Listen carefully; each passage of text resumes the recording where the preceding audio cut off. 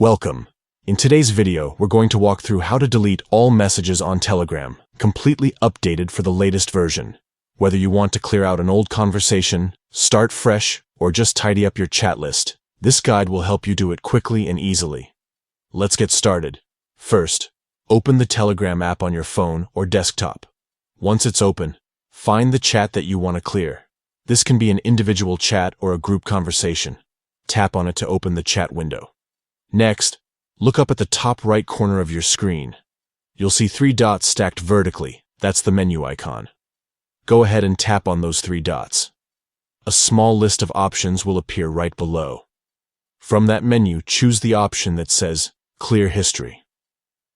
Telegram will then ask if you're sure you want to delete all messages from this chat.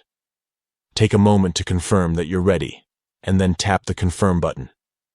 Once you do, Telegram will instantly remove every message in that conversation.